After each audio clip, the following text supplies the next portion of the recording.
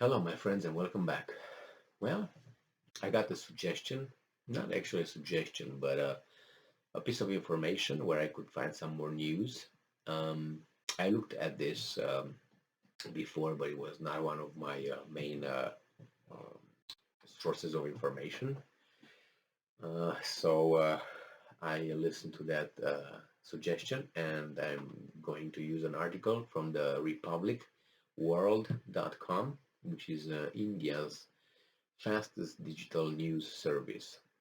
And the article is Russia-Ukraine war. Russian leader claims 267 Ukraine Marines surrendered in Mariupol.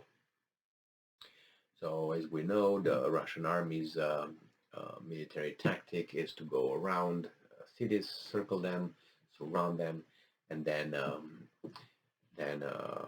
provide corridors for whoever wants to get out. And if there's some military combatants over there, military, whoever wants to get out has to lay down arms and walk outside, and they will be free.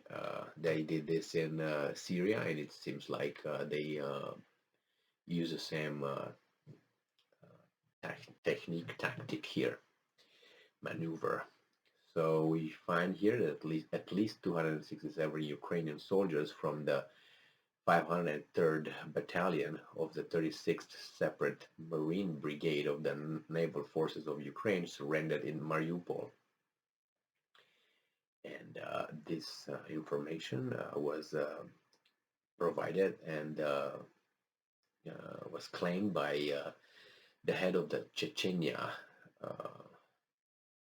I don't know if he's a president or what his title is, Ramzan Kadyrov, an instant messaging platform on Telegram. So that's what he used on Telegram.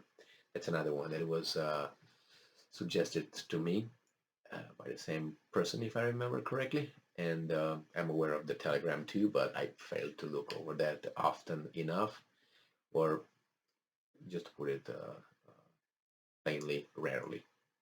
Uh, so he says here that as per Kadyrov, Kadyrov's post, those Ukrainian troops who surrendered to Russian troops made a right choice in order to save the lives of the long-suffering Ukrainian people. The head of Chechnya said that the 267 Ukrainian Marines who are currently in Russian captivity are completely safe. Well, this is what they claim. I think there were some pictures also available, uh, and if that's so, then that's a I don't know, a correct way to do it instead of just butcher them over there and send rockets and destroy the whole town or destroy more than it's already destroyed.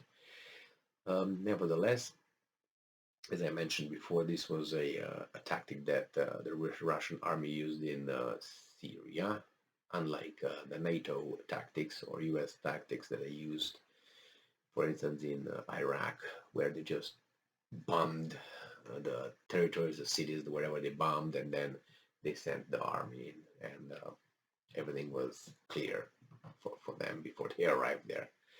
But nevertheless, it's a different method, and almost it's stated that actually the Russian army is surrounded a lot of these Ukrainian towns on the eastern and southern areas of Ukraine. And I don't want to provide more information because I can't verify it. And if I can't verify it and with other sources, then I do not want to say something and the next day it's proven that it's false, and I just create false hopes or upsets. Well, nevertheless, this is the piece of news that I got so far. I know that the mass media, the Western mass media, is focused right now on those civilians that were killed in the Kiev suburb. And I know there was a UN meeting over there, and Zelensky spoke up about it over there and blamed this and blamed that. I don't know, and I don't think that the Russian side was able to provide any counter arguments or provided their side of the story. I know that the British, who were in charge with, I think, setting this meeting, the UN, they were in charge of facilitating this. I don't think they did that for the Russian part. But nevertheless, Ukraine's President Volodymyr Zelensky had his say again on a big screen. So it's too early to figure out what happened over there and who is responsible. But if they will have an impartial investigation with independent investigation, impartial investigation with countries from all over the world, including, let's say, China, India, plus the European countries and other countries, so you balance it, or you can't really fake the evidence, then that would be great. And whoever is going to found to be responsible should be punished, and whoever might that be.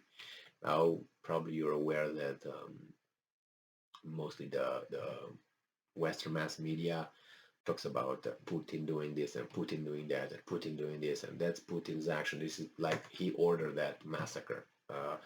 We don't know yet, and I'm pretty sure he did not order. I'm pretty sure.